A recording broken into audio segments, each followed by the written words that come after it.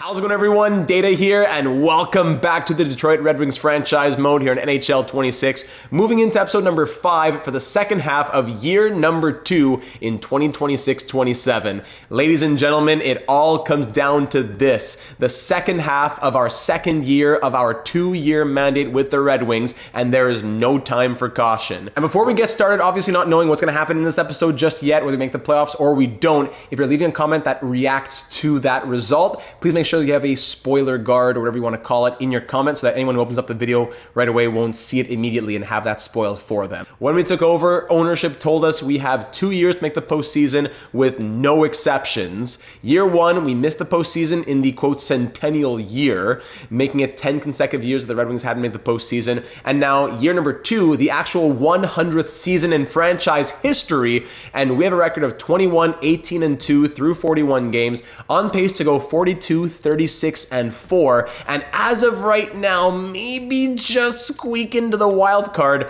as we're 3 games back of the Bruins and have 3 points, yes, and 2 games in hand. So right now, I'd say we're on pace to be in the wild card conversation, but is that enough when our job is on the line? There is no time for caution, as the title of this episode says. I'm a big fan of Interstellar, and if you've seen the movie, then you know exactly what we're talking about. It's time for that docking scene. It's time to get those rotations going, and it's time for Tars to take the stake if we black out. We're going all in. At the same time, I say all in, let me just pull it back a second here. We also need to be considering if we do make the postseason, well then we have a future here in Detroit. We have year 3, 4, 5, all the way to 20 plus. So we can't mortgage the future and make blockbuster after blockbuster just to try and squeak into the playoffs. We have a future to consider as well. At the same time, we can't say that anyone's really untouchable in a year like this. Most notably, Alex DeBrincat, who here in simulation scored only 27 goals last season, and this year is on pace for 22. As a guy who has scored 40 plus in his career and has 5-star shooting with 92 shooting accuracy and 88 shot power, he needs to be scoring a lot more. Yes, we're getting Larkin and Raymond production, but we're not getting enough throughout the lineup. Look at Mason McTavish, who we went out and acquired, and he has 4 goals in 41 games.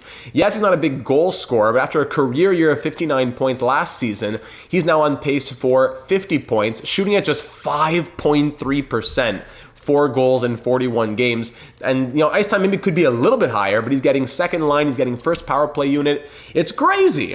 So the AGMs had a lot to say in the last one. We'll get into it. In the first half of the season, we already made a few moves as we acquired Colton Sissons, and he's been a very good piece for us. 11 points through 32 games as a Red Wing, plus 7 as well. So that's very good to see. We needed more stability in the bottom 6, and he provided that. Defensively, we brought in Jacob Bernard-Docker to replace Seamus Casey.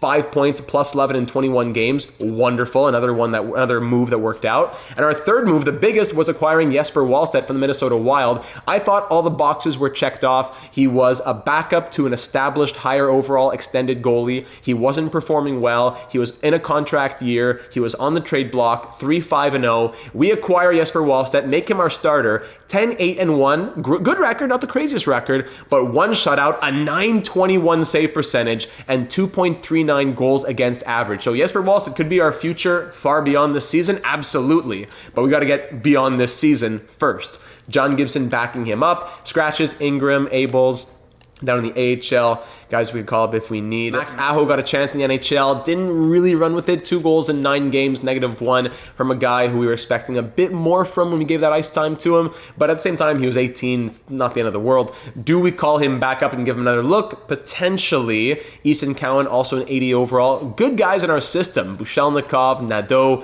great youth. But it's not going to mean anything if we can't get beyond this season. So there have been a ton of conversations since the last one. Sorry for the delay in getting this episode out. I want to make sure that I got all the comments put in mind for what will be the most important episode of this franchise mode series. The offseason was huge, but now this is where it all comes down to now. A lot of people had suggested maybe we do this live. I put a vote in the Discord server for the AGMs, and it was voted almost 2-1 to vote, no, actually keep it an episode. That's exactly what we'll be doing. Don't jump to the end. Hope that you'll enjoy the video as it goes. React to it as we make decisions, and please do do leave that like if you haven't already, and subscribe for all of our series here on the channel. Our new live stream NHL 26 series will be starting soon, by the way, with the new October 14th EA rosters coming out, which I just have to edit a little bit. But yes, our second NHL 26 series will be starting very soon. Now, on to the AGM comments. In the last one, a ton of different players were suggested for potential trades if we were to move out Alex DeBrincat.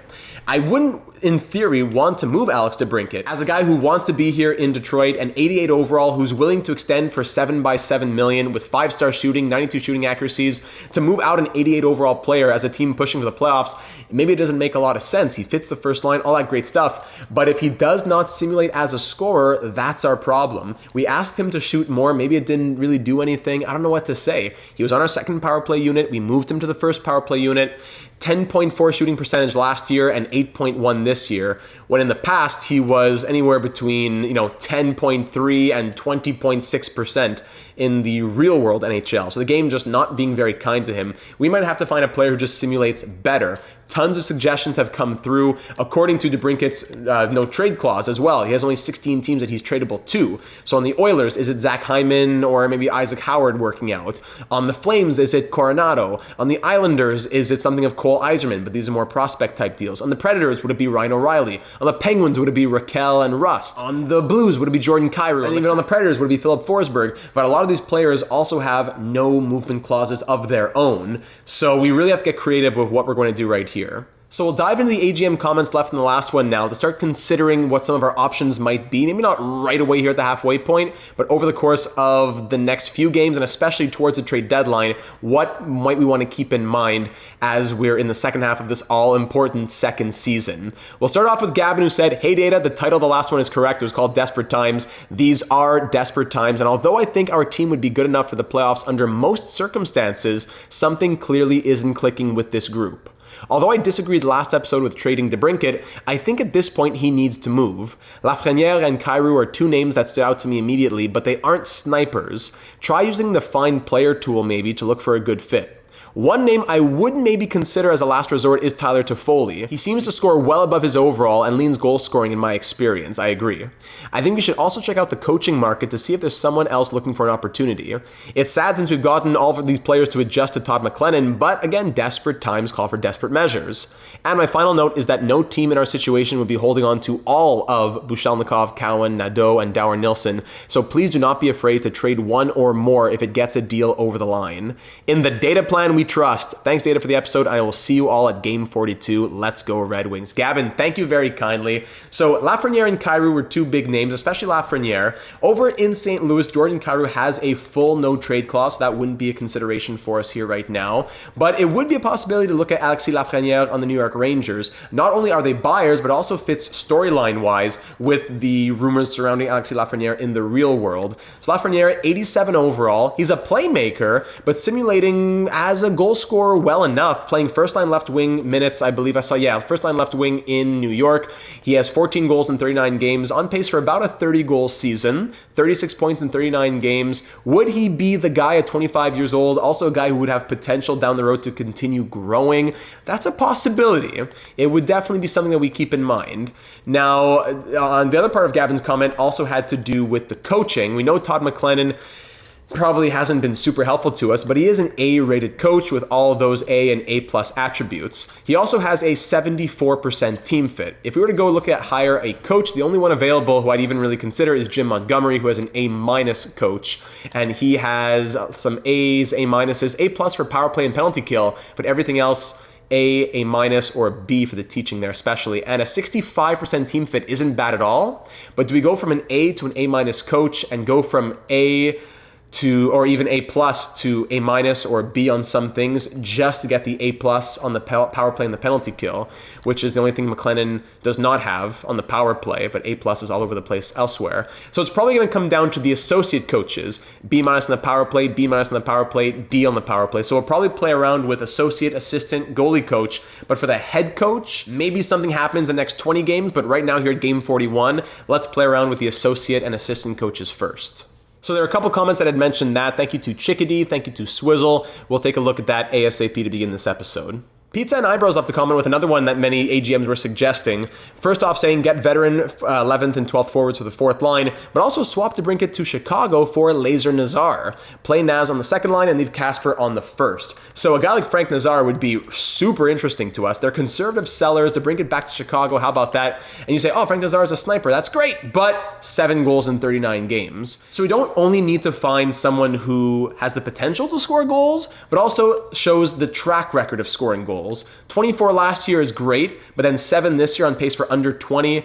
He's a 20, 24 goal guy. It's the same as DeBrincat. We need more surefire goal scoring power in here, as much as we would love Nazar. I'll end it off with this conversation that I had with Cheating Heel, who left a comment with a bunch of different suggestions. First off, saying power play and penalty kill needs to improve, but also here are a bunch of different scores we could potentially look at, whether or not they'd be on the trade block. Unfortunately, all of these suggestions, Robertson, Thompson, Boldy, etc., either have a no trade clause, no move clause to the Red Wings, or they're not simulating well at all. There are a few comments saying, hey, maybe a swap with the Dallas Stars for Jason Robertson. They're struggling. That would be very interesting. But then you look at him, 11 goals, negative 15, on pace for 22 goals himself. Yes, he scored 33 last year. Yes, the potential is there, but are we willing to put all of our eggs in the Jason Robertson basket after showing that he is on a 22 goal pace, playing 21-44 of ice time as a negative 15? Is Dallas a very bad team right now? Yes. But again, are we going to put all of our eggs in that Jason Robertson basket and hope on him rebounding? Plus, there's the fact that Alex DeBrincat doesn't want to go to Dallas, so he'd have to waive his no-trade clause. It's a big tra-la-la. We'll have to see what we can do. So Cheating Hill goes on to say DeBrincat is a prime candidate to leave, being on pace for only 20-ish goals and 40-ish points in a contract year,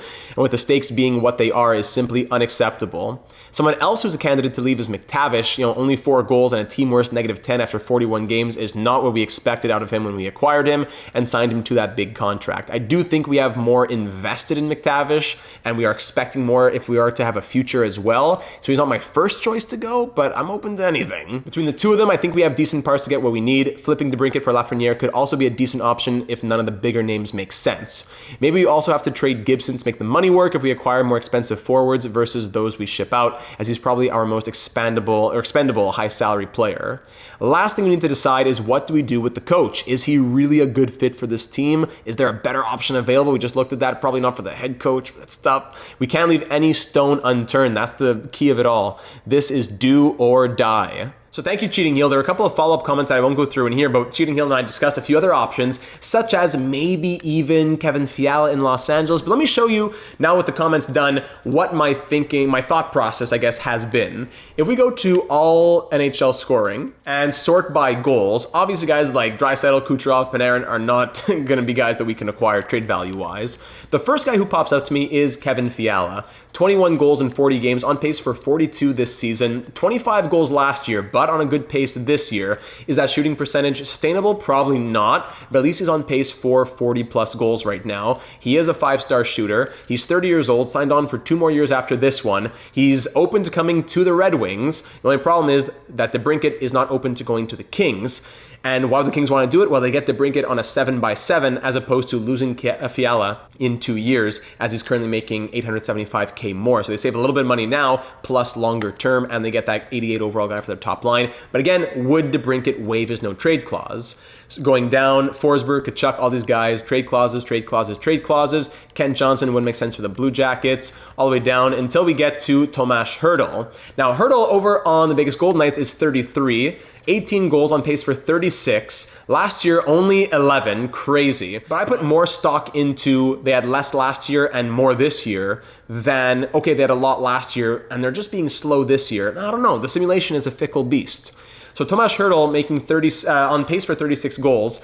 He is an 86 overall at 33. 3 more years at $6.75 million. Not ideal. We're on his trade list. He'd be open to coming to the Red Wings. But again, would DeBrincat be willing to waive his trade clause? So the very first thing we're going to do is sign him to the 7x7 extension, because I believe trading him with that extension will give him more value as opposed to an expiring UFA. So we're going to try to extend him, and and then see what trades are available. If he's willing to waive his no trade clause, then we'll consider a Fiala move. Hurdle, not as ideal with his age, but maybe. Fiala is definitely a prime candidate. Alexis Lafreniere is a very interesting one as well, but there really aren't that many more to consider. You might be thinking, oh, we only saw a few here, Data. Well, I've been doing a lot of research, and trust me, there's not much out there. If we look at the entire NHL, and just as an example, look at forwards who are snipers, if we look at the entire NHL and see which ones aren't on trade clauses, so we have all the top guys who all have their trade clauses in the 90s. The first one you might say is interesting is Jason Robertson, who has 11 goals this season. Seth Jarvis, 8 goals this year as a sniper, 8 goals in 41 games. So do we want to get him? Stankoven, okay, 12 goals, 1 more than DeBrincat. He would be eligible to be acquired. So it's either they have a trade clause or they're a sniper who's not scoring. Sveshnikov, I think he has a trade clause, but yeah, anyways, even if he didn't, 12 goals from him only. DeBrincat, what he has. Kempe, just 10 goals. All these guys are on pace for 20, 25 goals. It's not going to be possible. Tarasenko, 12 goals, but he's a 35-year-old. Is he our long-term answer? No. We need to be thinking who's our answer right now and who could be here if we have a future. So Lafreniere, Fiala, guys like that who I'm thinking about. But first we got to see, will DeBrincat extend, and does that affect his trade value? So he does seem open to a 7x7 with how much he's struggling right now. If we were to give him some sort of trade clause, maybe 50, actually doesn't seem to change anything. So no clause, yeah, almost changes nothing. So no clause, a team would love to have that, a 7x7 Alex DeBrincat on no clause.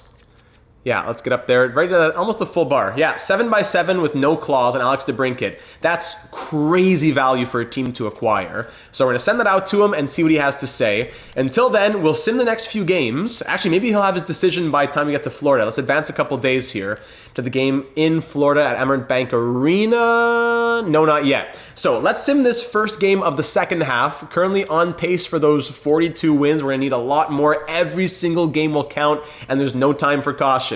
DeBrincat's possibly last chance here on the top line in Detroit. If he starts scoring like crazy, then great, we'll keep him. But this is possibly his last chance with a couple games to prove himself. McTavish, Casper, same things. Jeff Skinner as a sniper, we're trying to put him into the top 6. Let's roll with this lineup. Defense as well. Edvinsson, Karlsson, Matheson, Seider, Johansson, and Bernard Docker. Power play made some tweaks, but probably more still to get done as the special teams have not been pretty. 29th in the NHL in power play. Let's do it. Game 1 of the second half here in Sunrise, Florida, against the Panthers with Bobrovsky between the pipes for them. First period, 1-1. DeBrincat on the power play. There he is. And Boqvist answers back on Gibson, who's in there. Second period, 3-1. Nadeau and McTavish. Bon matin. His 5th of the season. 3-1 Red Wings. All right, we lead by 2 now. Here in the third period, we can't be squandering leads. Lundell gets one on Gibson. No squandering power play Panthers. We kill it off. 10 minutes to go. Our PK has been stronger. DeBrincat with his second. Hold on, DeBrincat. Do not go gentle into that. Good night. Marchand makes it 4-3. 1 goal game again. Will DeBrincat somehow be the hero? No, for Hagee. 4-4 game. Do I smell a hat trick? Overtime now. Shots are 38-25. Overtime, 3-on-3 action. 5-4, it's Dylan Larkin. The captain wins it. Not Alex DeBrincat, but Larkin wins it in overtime. Goal and assist from the captain to get us those 2 points. DeBrincat scores 2 goals in the game in which rumors have never been hotter and higher about him. And somehow he comes out with the win and accepts the 7x7. Hope we have a long and happy relationship. I don't know, my friend. So he just scored 2 goals. That's good. That keeps him alive a little bit more. And sorry, I got to look at trade value now. What does that do if you go to propose trade? Now that he's not an expiring UFA any longer and on a very favorable deal, it does raise the value. Not a ton, but it does raise the value. So good to keep in mind. I'm not going to ask him to waive the trade clause just yet then. After a 2-goal game, if he's going to keep that up, let's at least, ride this out and see what comes our way. Jesper Wallstedt, I don't know why his numbers say that. Those are just his Minnesota numbers. But anyways, let's see this next game at Little Caesars Arena. We're hot, we're ready, and we're hosting the Panthers after beating them a couple of nights prior. First period, 1-1, Nadeau and Lundell. All right, Nadeau, I see you. That's 2 goals in 2 games. Second period, 2-2, DeBrincat on that first minute power play, and Barkov ties it. Shots are 24 24-17 for the Wings, and we're all tied at 2 here at home. Third period action, 5 minutes in. Big win to start the second half of the year. Let's get another 5-on-3 power play, 5-on-4, please. Oh my goodness, another 5-on-3. So many power play opportunities, and Marchand's gonna score in their first one. Oh my goodness, this is the problem with this team. How many minutes of power play did we have here? From 13:59, basically we had at least like 6 minutes of power play. Minor, double minor, minor, then a minor, from 14 minutes to 8.5 minutes, and then we take a hooking penalty and give up a power play goal. Shots end 33-24. Come on. Ridiculous amount of frustration from this team. It's the power play again. All right, DeBrincat scored though, but aside from that, and Grand Rapids, that's okay.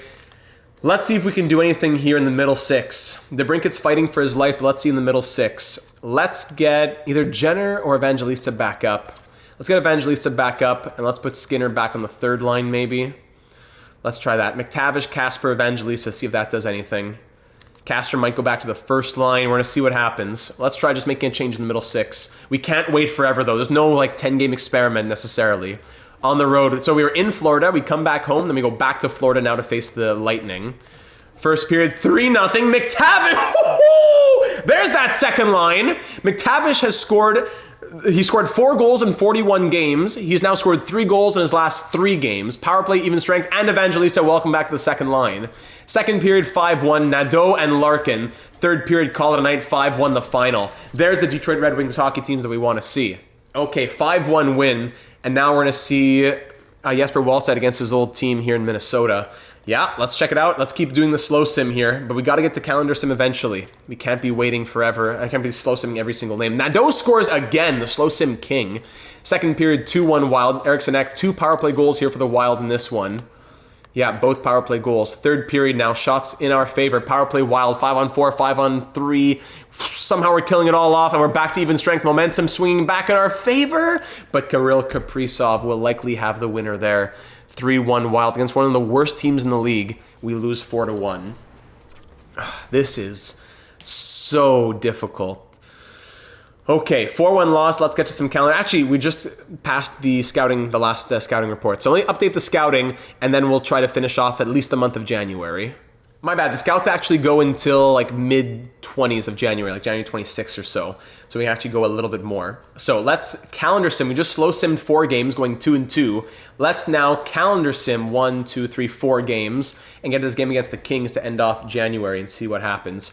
Cale Clegg on waivers. What do we got here? 77 overall. No, I will pass on him. All right. Then we'll update the scouting after that. Central Scouting, thank you. Hosting the Pittsburgh Penguins 23-21-1. They shut us out 4-0. No. One more game and that's it. One more game and that's it. On the road against the Lightning. Aho's healthy, good. On the road against the Lightning, 4-3 shootout win, just barely. Oh my goodness. We are 3-3 in 6 games. We can't keep up this 500 type life. On the road in Winnipeg, 3-2 overtime win. Way too close for comfort. What's going on here? DeBrincat now 16 goals and 14 assists. What has he done in the last little bit here? 11 points in his last 10 games. You got to give it to him. 2 points there, 2 points there. But then, you know, he has 3 games of no goals. It's going to happen once in a while, I guess. McTavish, 7 goals, 21 assists now. How about his splits? 5 points in the last 10 games and scoreless in his last 4. Maybe McTavish is the one who has to go, but I know we have more invested in him. What is the problem on this team? Generally 8 goals and 9 assists. Jeff Skinner not scoring anything. Maybe Bushelnikov. Maybe Nadeau with all he's been scoring like crazy. Nadeau to the third line. Let's have Skinner, Rasmussen, Bushelnikov on the fourth line maybe. And on defense, what's going on here? -2, -2, +6, +4, even and +9. Seider, Carlson swap back. I don't want to jump the gun on a big trade, but we really don't have the leash. We can't afford the experimentation. So let's go against this last game here against the Stars on the road. McTavish, upper body injury. Wonderful. Head coach replace. And on the road against Dallas, 3-2 loss against one of the worst teams in the league. 25-22-2 as we sit in 7th in the Atlantic. I'm going to update the scouts and do some soul searching. All right, scouts are set, and you know what? If there's ever a time to do it, now is the time. Let's make sure our associate coaches are as highly rated as possible. So we're going to fire our goalie coach, D- rated. We're going to demote the assistant coach to goalie coach. Demote the associate to assistant. Got to play musical chairs always. Now we're going to go hire a new associate who's going to become our assistant later on. It's a big mess. So who has some good power play, penalty kill, plus also just good overall? I would like an A on both if possible. And doesn't look like it's going to be. No, A plus and B. Yeah, A and B. So A plus and B is probably the best we're going to get here. B minus, forwards oriented. Who's this guy? Dennis Clermont. All right, Denis Clermont was 2 N's. So Dennis Clermont. Doesn't look great, but B minus rated. He'll be our assistant coach. We're going to hire him as the associate coach. Give him whatever the game wants to give him. And then he'll be our assistant coach. So at least he'll bring a little bit of the power play rating there. And then we'll have to hire somebody else after that as we continue playing musical chairs. Okay, so that's one little move we're going to make. Okay, now against the Kings. On the road against LA, we're 25-22-2. We're sticking around 500. The slow sim is going well, but the calendar sim is not. First period, 1-0 Dylan Larkin. Second period, 3-2. Jenner shorthanded, then Clark power play, then Raymond shorthanded. We scored 2 shorthanded goals. Laferriere gets one back. We're up 3-2, outshooting LA 32-19. 1 period to go, up by a goal. Power play Kings here. Big kill with a 1-goal lead. Way too many games that are close for comfort. Come on, Tars. Come on, Tars. 1-goal lead. Add to it. 4 minutes to go. Shots are now even. The Kings fight their way back in the final minute, and we hang on for a 3-2 victory. When the Kings end out shooting us 37-35. Wallstead makes 35 saves. Raymond and Jenner both the goal and an assist. I think that's a penalty kill pairing. So there you go from them. All right, so let's sim a few days, get that coach signed on, and play musical chairs. What? I'm rejected. You haven't offered me as many years. If you tell me you haven't offered me the years I'm looking for, but as many years, I give you 8 years. Is that just semantics? What's going on here? Okay, so here you go. Take the exact number of years that you want to be the associate, and here's all that money for you. These guys would rather stay unemployed than come work for NHL teams. It doesn't make sense to me. Okay, advance another couple days, as it seems that this is the All-Star break, Four Nations break, Olympic break, whatever you want to call it. And is he on board? Happy to join the team. Want to thank you for the information. Okay, zip it and let's get to work. These guys. So now, if we go ahead and fire the AHL goalie coach, more musical chairs. This guy goes down there. This guy becomes that. This guy goes back to associate. This guy becomes assistant. And Davison, who is C on the power play, no, he's going to stay in the AHL then. He's going to stay AHL goalie coach. And we're going to hire one more. Actually, Claremont, no, you'll be the goalie coach. And we're going to hire one more to be the actual assistant coach. So who's offense and also good at power play? And maybe penalty kill as well. Maybe this guy B and B minus with the A plus. All right, this guy. Khalil Generous. Very good. We'll call you the associate coach. I think the game is going to hopefully put you into the assistant coach. I might say that you can't fit. I don't know. We have to keep playing games. It's exhausting. Sim to next game. Hopefully we have an answer by then. Injured down in the AHL. Actually, we saw that injury to Mason McTavish. I didn't even think about that. Oh my goodness. So many things are going on. Head coach replaced player. Accepts the offer. Thank you very much. Generous is on board. And McTavish is back to full health. Okay, so it didn't end up affecting us as we had a defenseman. No, sorry, not a defenseman, but a 77 overall. I forgot. Abels is a centerman. We had a 77 overall. Filling in here. Split stats. What did he do? 1 game, -1, 3 shots on net. Oh my goodness. That's my bad. All right, McTavish is back. 7 goals, 21 assists, -11. But to bring it up to 16 goals now, I don't know. And for the coaching staff, is this done? All right, yes, it is. So we have Hutton as the associate. He was already there. I misread that. He didn't sign on. He was saying that he was going to sign on, but position was filled. Man, my brain is really everywhere with the amount of pressure that we're feeling right now. And back to another slow sim here at Delta Center in Utah. First period, 1-0. Raymond shorthanded again. Second period, 2-0. Simon Edvinson. Let's get through the third period. It's a 3-0 shutout. McTavish adds the empty netter. 34 save shutout from Jesper Wallstedt. I guess we need to slow sim every single game. If that's going to be what gets us to the playoffs, then so be it. All right, let's advance to the game against the Wild and go see that one now. Eric Comrie starting there. If we could sim, thank you. This game is so slow. First period 0-0, second period 2-2. Raymond and Larkin on the power play, but then Rossi and Kaprizov answer back. 2-2 game here in the third period. Who's going to show that passion to go over the edge? Let's go power play with the new coaches. Nothing goes. Third period out shooting Minnesota 31-23 into the final 10 minutes. Tie game against one of the worst teams in the league who just beat us a few nights ago. 5 minutes ago, power play opportunity again. Killed off by the Wild. Off to overtime. At least we get a point out of it against a Western Conference opponent. 3-on-3 overtime with a minute left in it. We're off to a shootout where we win. Thank you, Lucas Raymond. And even Alex DeBrincat getting a goal. Barely beating out Eric Comrie in his .887 save percentage. And Bernard Docker has an injured stomach. Injured stomach. So I'm going to have to call somebody up for that. You know what? We're going to call up Axel Sandin Palika to make his NHL debut. Yeah, let's do it. 31 points in 43 games in the AHL right now. The 17th overall pick in 2023. Huge piece of our future, we hope. Not waiver eligible. So let's call him up and give him his first little taste of NHL experience playing third pair with Albert Johansson. So there he is in the NHL. And in the AHL, we'll just put Sean... What's going on? Okay, just best lines it there. That's ridiculous. And we'll fix that once we send Palika, Axel Sandin Palika back down. All right, 28, 22, and 2. Off to this game against the Bruins now.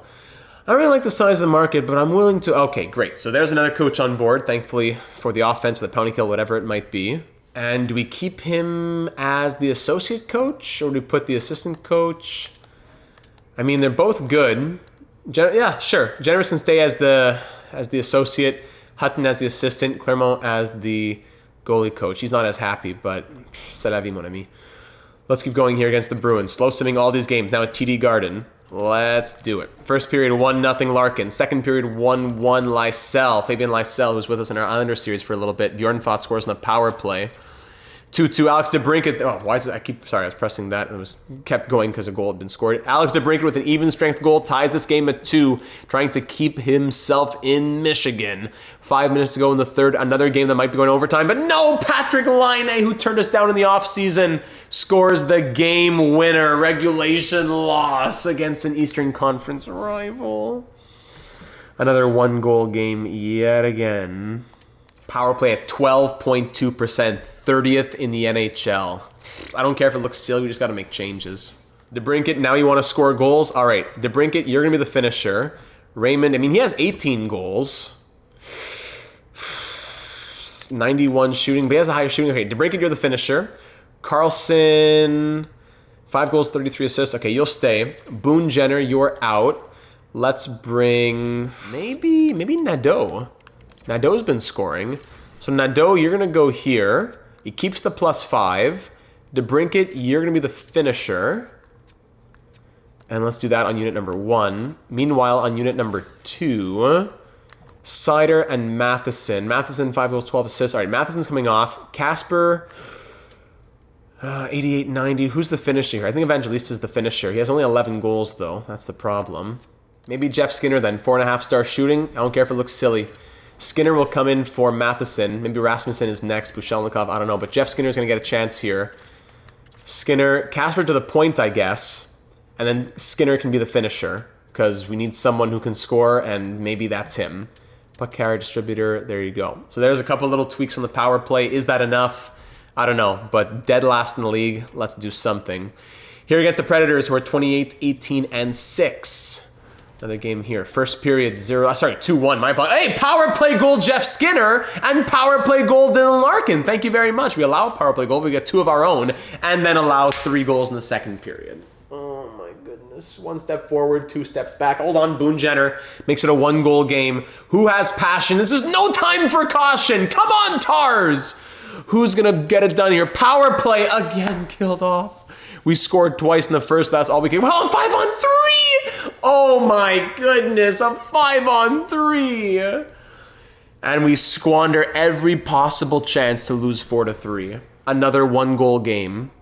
And now Matheson, abdominal strain. Save me.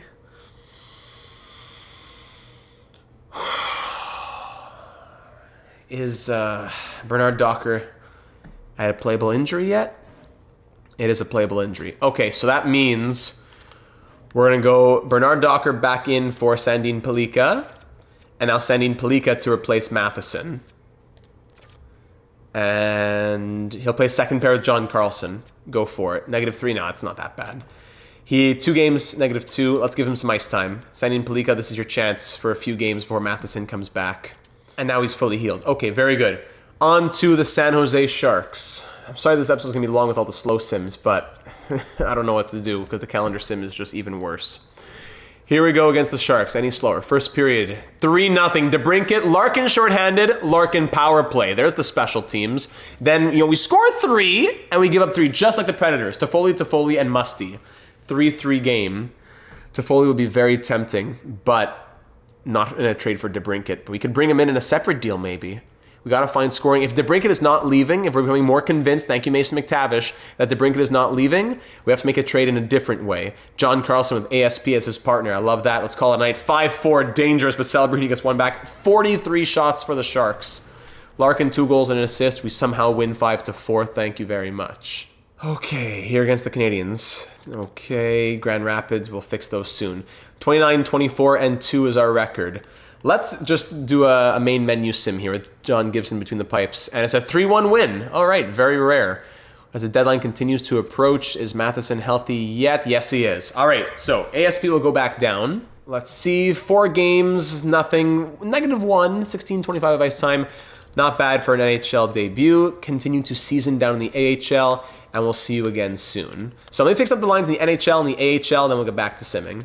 All right, the lines are back to what they are. I'm doing a lot of soul searching here in the top 6. It's hard for me to rationalize trading Alex DeBrincat, who wants to be here in Detroit. Maybe we do it in the future, but right here, right now, he just signed a super team-friendly 7x7 with no trade clauses. We can always trade him in the future. And although his goal scoring isn't what we'd like it to be, if I could press on the right things here, if you look at the last 10 games, 6 goals and 12 points in his last 10 games. Meanwhile, what's a guy like Mason McTavish doing? In his last 10 games especially, 31 points, -14 on the year right now. In his last 10 games, he has 3 points and is a -7. So Mason McTavish, who we committed so much to when we traded for him from the Ducks, we traded that first, the second, whatever else, the prospect, I forget what the whole trade was, but that was a lot of trade value. And now here he is on our second line, still a serviceable player in the NHL, 59 points last year, on pace for close to 50 again this year. Don't get me wrong, I'm not even going to try to whitewash and sugarcoat what's going on over here. It's a bad year, but he's still on pace for 50-ish points. That's serviceable enough as a middle 6 player. But for a guy who's going to be making $8 million soon, he'll have a no-move clause in years 5 to 8 of his contract. Maybe Mason McTavish is the one to go. I know we committed a lot to him, but as was said by Intelligent Dice in the Discord server when I asked the AGMs about this, let's learn from the Leafs' mistakes here. So I asked the AGMs, is Mason McTavish, yes, tradable, no, not tradable, or maybe only if you take less than what his in-game value would be? 12 votes to yes, 6 votes to maybe, only 1 vote to no. I'm sorry we can't always please everybody. I would really like to. But the AGM seem to be on the same page that he's still young, just doesn't work in Detroit, no reason to move him on a discount. And if it saves the series, then let's do it. I don't know what the votes will be by the time I edit this episode, but as of right now it's even 13 yes, 6 maybe, and 1 no. So Mason McTavish, maybe he's the guy to go. And if that's the case with no trade clause, then our options become very more diverse. So I'm going to go look around the trade blocks in the NHL and see if anything pops up to us for a goal scoring option. So again, not much in the trade block, so we'll have to try and probably create something on our own. Yes, I would love to go to the Rangers and say, give us Alexis Lafreniere. They want Mason McTavish, but they don't want to trade Lafreniere. In the universe we were creating, we're saying, okay, there was trade rumors, blah, blah, blah. For DeBrincat on a 7x7, as a sniper, that would probably make sense. But for a struggling player making $8 million, Lafreniere has 50 points in 56 games. So why would they not trade Lafreniere, but why would they trade him for Mason McTavish? Same for Fiala over on the Kings. They're a winning team. Yes, they're buyers and they want McTavish, but they don't want to trade Fiala at this moment in time. 24 goals, he slowed down, 46 points in 56 games. I'm not sure they would necessarily want Mason McTavish for Kevin Fiala. Although it does give them stability. Instead of Fiala walking in the next 2 seasons, 2.5 years from now or whatever, they have 7.5 years of McTavish with his lead potential and everything. Just, I don't know, Fiala has slowed down goal scoring wise. Maybe that would make sense now that I think about that he's slowed down a bit. Split stats, only 2 goals in his last 10 games. Does that make more sense for a trade? Yes, but does that make us more interested in him? Probably not. I don't know. Another idea is over in Pittsburgh. The Penguins, quote, don't want him, but they're sellers. They would want a good young player to be a core member of their future. And we could take Raquel and Rust back. Maybe we could add Rasmussen for the salary cap. But Rickard Raquel making $5 million, 15 goals for him, 48 points in 56 games. You get Raquel. You get Michigan native Brian Rust, we've been talking about for a long time in this series. He comes into this team. Only issue is that they're both signed on for 2 years. So we're moving out $8 million and acquiring $10.125. Yes, let's say we're also trading out Michael Rasmussen, but then we're tied up next year. If we're still alive, I would prefer to be players in free agency or have a guy that we're ready for the top 6, not 2 30-plus-year-olds who are taking up that space. If they were on 1-year deals, I don't know, but maybe this is what we have to do, where McTavish's value has to be a little bit lower than what it would actually be. So Raquel and Rust with Michael Rasmussen to make the money work. I'm not sure if the trade value would even be there. No, I'm going to say let's offer it for fun. It's quite close to fair value. They're just not so interested in it. But really, we know they would be for a young player as a rebuilding, or not rebuilding, but just seller type team. I don't know, but the Kings want McTavish. They don't want to trade Fiala, but if we go only by trade blocks, then there's nobody else. Do we build in the aggregate where Raquel would go second line, and let's say Rust would go third line? Or do we look for more of a one-for-one type swap because we have players like Nadeau, Bushelnikov, etc. who are growing and will want those lineup spots in the very near future? I know Raquel and Rust have been talked about for a long time, but I'm not sure this does it for us. I feel like I'm more in the Fiala camp, but would the Kings want to do that? It's so hard to try and create storylines in your head on the fly. But if it's Fiala for McTavish, they want McTavish, what else could we send their way? They want Michael Rasmussen even. Rasmussen's been okay for a fourth liner for us, though. 14 points, -1, playing .846. What more could you really expect from him? They want any picks? They want third round and beyond. We could throw in our third. Mason McTavish and our third. So signed on for 8 years, medium elite, and Kevin Fiala goes back. I wish I could ask the AGMs for this one, but I just got to make a call myself. Kevin Fiala, yes, he's 30. We're getting an older player here, 6 years older than McTavish, and there's less stability as he'll need a new contract in 2 years. And McTavish, who's going to be a long-term piece for us in that top 6. We're moving someone who we had penciled in for years to come, plus a third-round pick to try and, for goodwill to balance it out, in exchange for a 30-year-old Kevin Fiala whose goal scoring has dried up a little bit, but still has that 5-star shooting and will hopefully bring the much-needed scoring touch to this team that we've been looking for. So I'm going to go ahead and propose the trade. I really hope that the sentiment is generally okay about this. LA, what do you say? Kevin Fiala, welcome to Detroit. Mason McTavish, good luck with the Kings. Things just didn't work out here. The fit wasn't right. Kevin Fiala joining the top 6 to try and add the scoring that we've been looking for. We've been doing better as a team, but hopefully Fiala's that one last little piece for scoring beyond the first line. So I'm going to fix up the new lineup with him in there, and then we'll keep on moving to the deadline.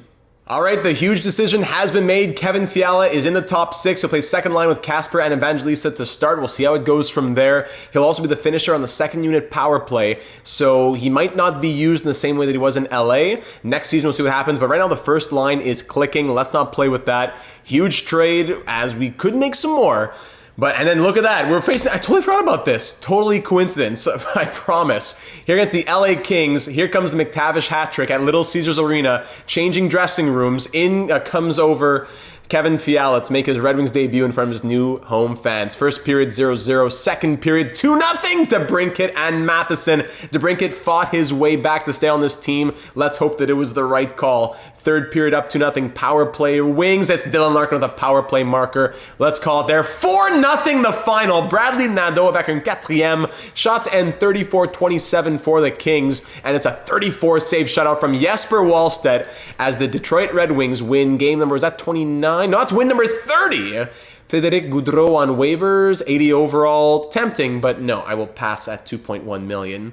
Is that 31? Actually, yeah, win number 31. My apologies. All right, if we're gonna do well, it has to be a little. There has to be a little bit of calendar simulation success. So the trade deadline is now what? Another 4 games away. So we'll sim 3 more and get up to the game against the Ducks right before the deadline.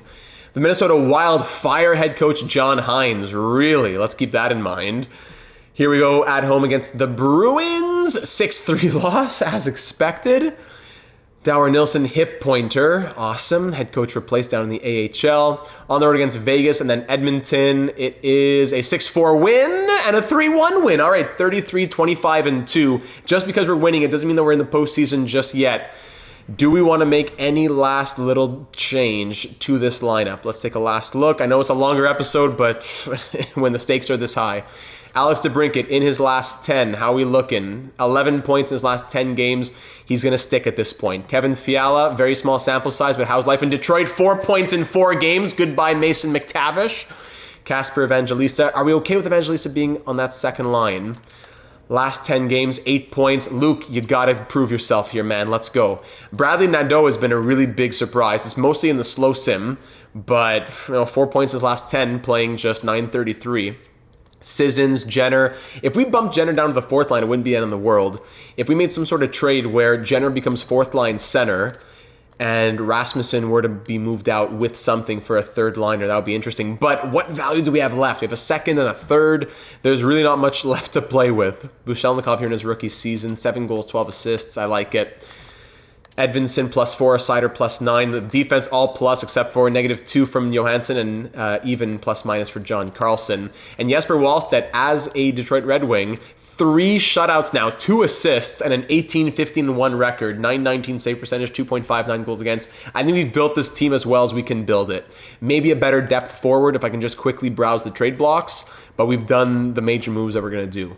All right, so I've done my research, and honestly, it comes down to larger players on good teams, like a Ryan O'Reilly on a 32-20 and 8 Predators team, or players who have horrible contracts on bad teams for multiple years. So there aren't really any good expiring contracts on teams that would make sense they'd be trading them away. So I think this is our team now. We're rolling with this squad, and whatever comes. The Dataplan has put these 18 players on the ice. Now it's time for them to show up as much as possible into the final stretch, as yes, we're winning, but it's not enough to make the postseason just yet. First period, Roger McQueen scores the first one for the Ducks, and now we're down 3-1 after 40, Kreider and Nachas. Lucas Raymond gets 1 back for us. We're down by 2 in the last game before the deadline. GM Data thinking in the press box here as we only get 1 goal so far to give up more power plays, and we are still struggling to get offense going. Another 1-goal game. 4-1 loss. There's got to be something out there. Or maybe we call up Max Aho, I don't know. There's nothing. We get 3rd round picks. Garnet Hathaway, 3rd round picks. There's nothing out there. Maybe we call up Max Aho for a little look. Maybe that'll be something that we'll keep that in mind. We'll keep that in mind as we sim through the deadline here. So let's advance through the deadline and see what trades happen around the league. We'll keep the current block and sim through. Kyle Burrows on waivers, 2 years left at 1.1, 79 overall. I will pass on that. Any forwards on the waiver wire? Doesn't look like it. Trades around the NHL, let's see. So we had our big trade, McTavish and a 3rd for Fiala. Ryan Strome to Ottawa. Tarasenko back to the Blues. How about that? Corey Perry to the Rangers. Bobby McMahon to the Sabres. A bunch of picks being swapped around. Look at all these trades.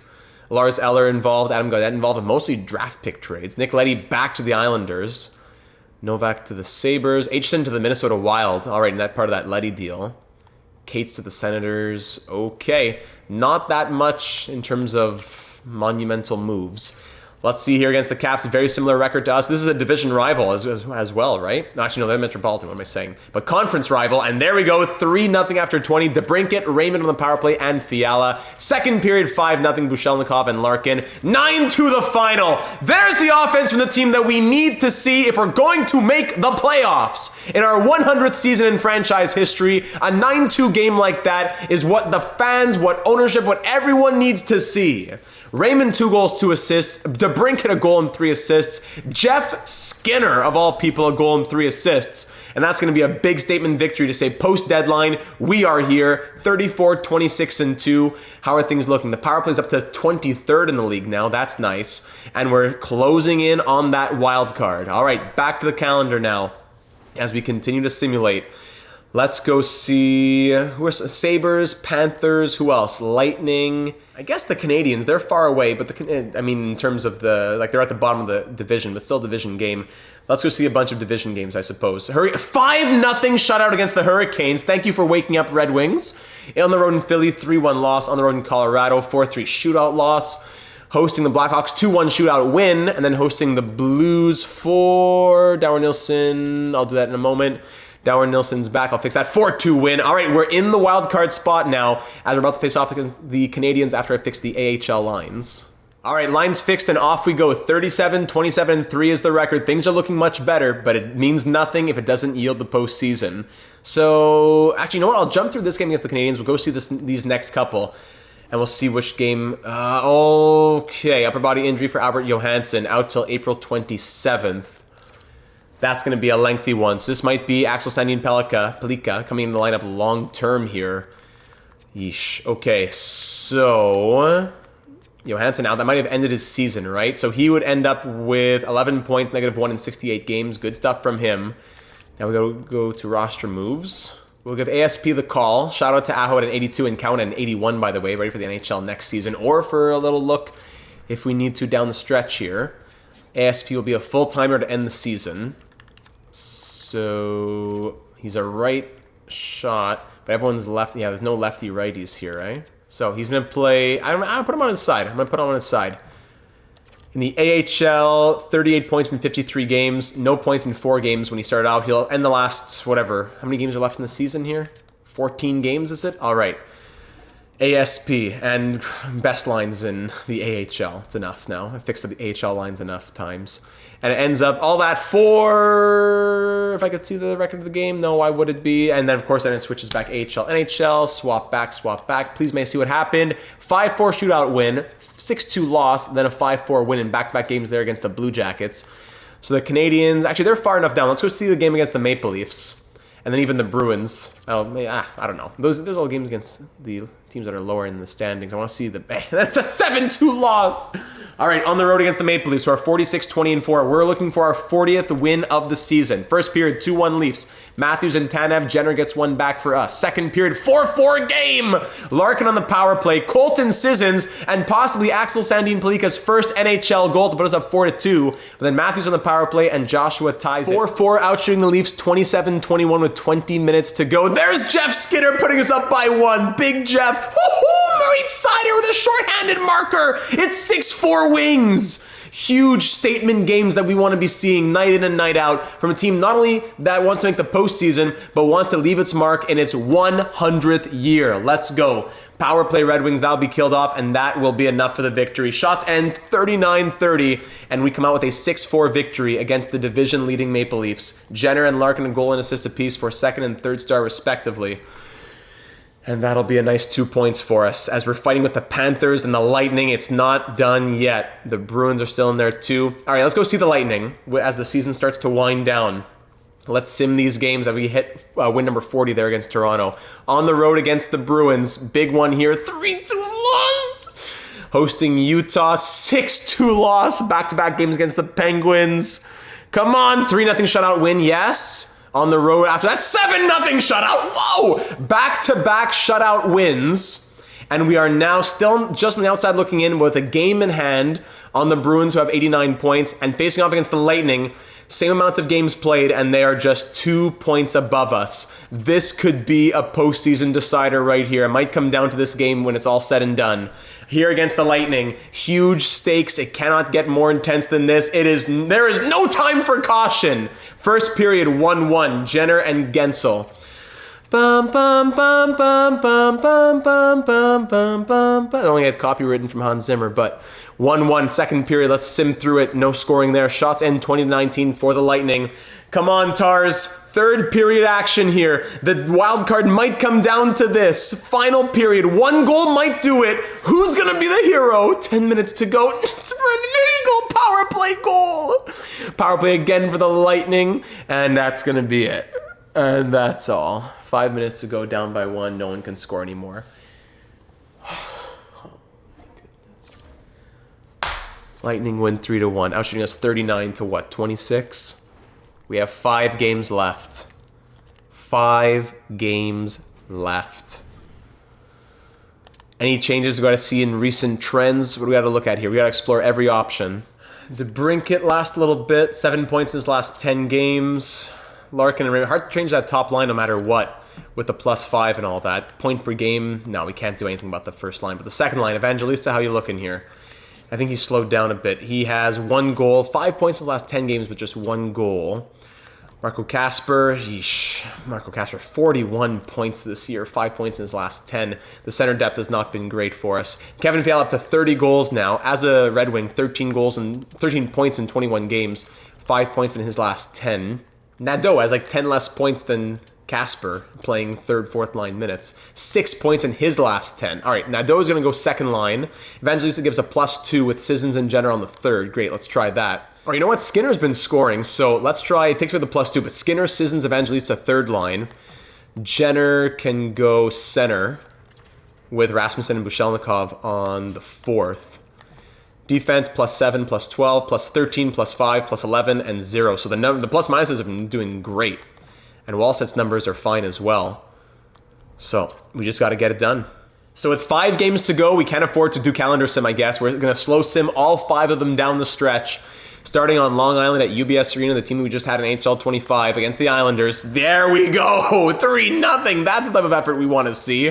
Seider, Larkin, Fiala, second period 4-2. Rasmussen makes it 4-0 before Data 72 Hall of Famer Jonathan Drouin gets a couple back. 5-2 Rasmussen with his second of the evening, probably his first multi-goal game of the season, coming at a wonderful time. Matthew Schaefer power play goal brings the Islanders within 2. One more would put it to bed. I don't want to see a 2-goal game like this with 10 minutes to go. We're out shooting the Islanders 33-24, but let's call it there. 5-3 the final. There's 1 dub. Let's try and get through these last few games relatively quickly. All right, big win 5-3. Now here are the Rangers who are 43, 30, and 5. Make sure that Wallstedt's always starting all these down the stretch. No, Gibson, no. You see the game wants to place rotation for some reason? No. We're going to keep rolling Wallstedt. Gibson hasn't been horrible. No, not at all. But Wallstedt is our guy. All right, I'm trying to keep it going so there's no stoppages as much as possible. Let's keep rolling. No chance for me to stop and change save files or anything. No, I'm rolling through it. We're not live, but I'm trying my best here. Panarin and Radish, 2-0 Rangers. Oh my goodness. Second period, 2-1. All right, John Carlson gets one back. Third period, oh, Radish. 3-1 Rangers. Hold on, okay, Lucas Raymond against a very good goalie here in Igor Shesterkin. We're back within 1. Yes, Jeff Skinner! Chef Jeff is cooking, come on! 3-3, Chef Jeff. Come on, Tars! Come on, Tars! Don't black out on me now. 4 minutes, yes! Luke Evangelista!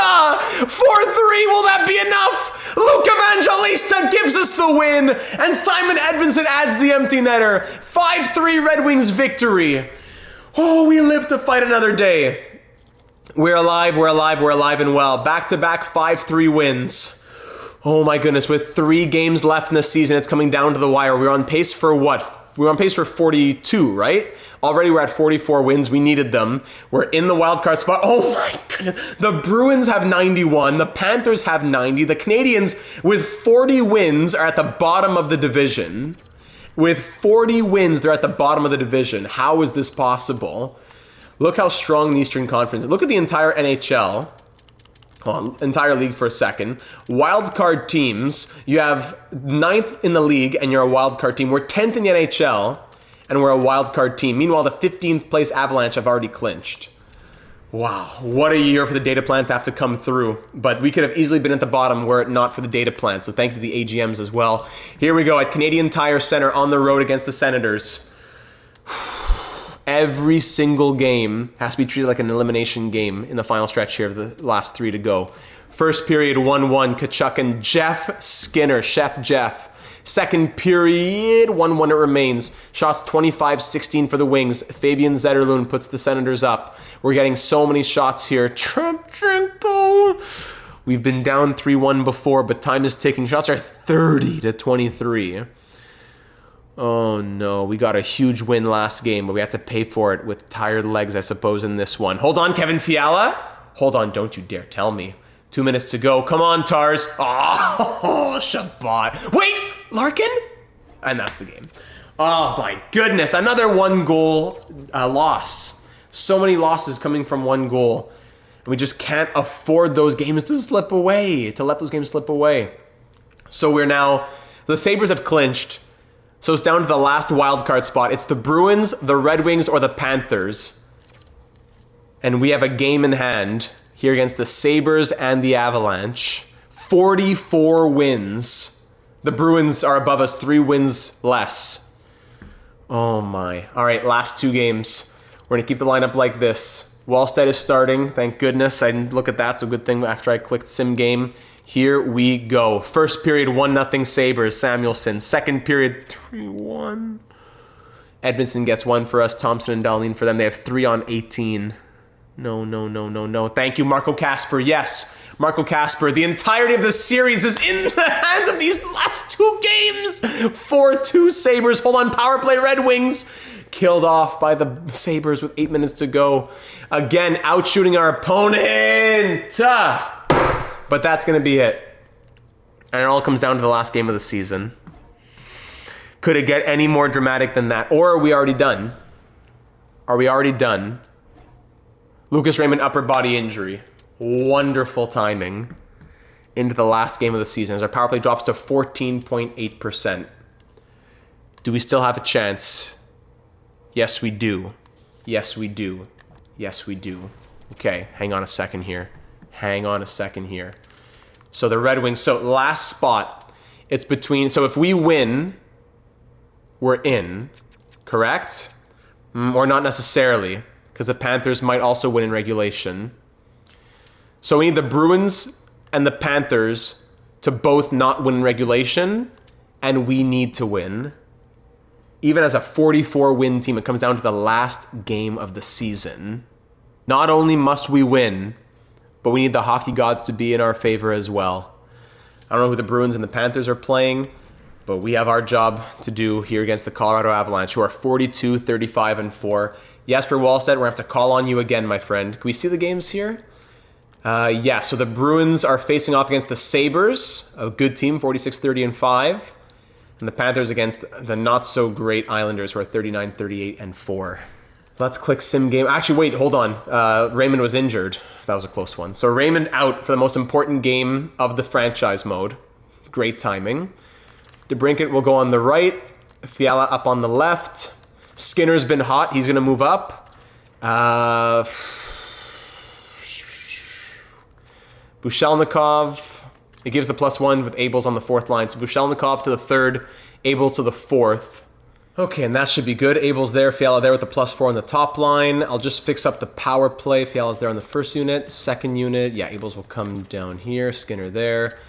And let's go probably Bushelnikov. Sure, someone's a sniper. And there's a -2 for some unknown reason. Lovely. All right, game 82 of year number 2. We have to win, and we need to cross our fingers on top of that. Winning won't be enough, but that's the first step of it. Here against the Red Wings, against the Avalanche.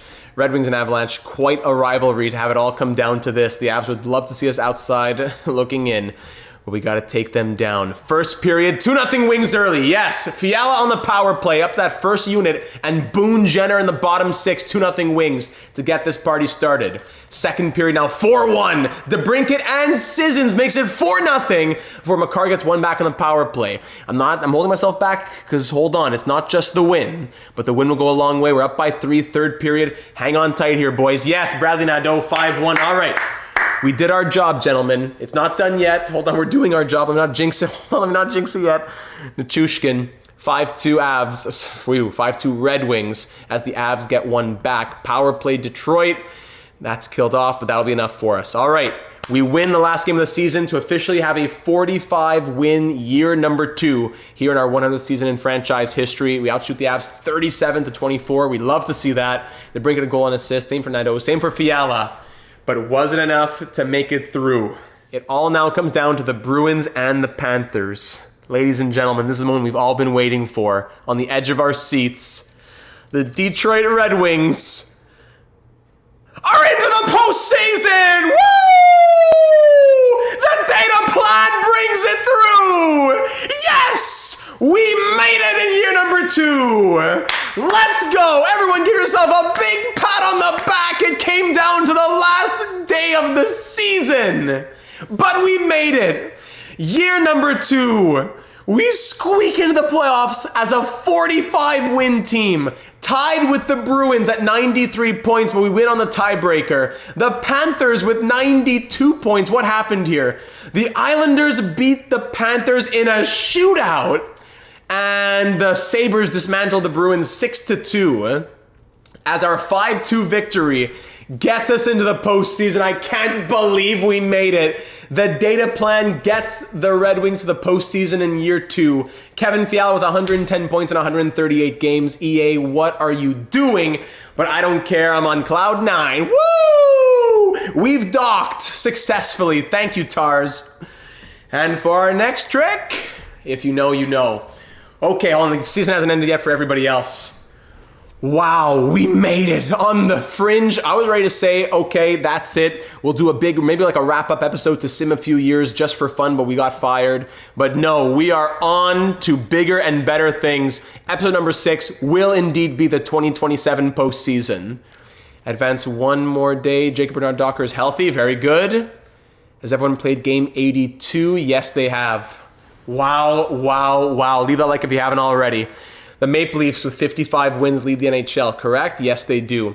So we were the 10th best team in the NHL, and we just barely made it in. Only Edmonton and Vegas, even National, so it was in our division, not just in our conference, it was more in our division. So the Bruins and the Panthers, as the 11th and 12th best teams in the league, don't make the playoffs. Even the Canadiens at 15th.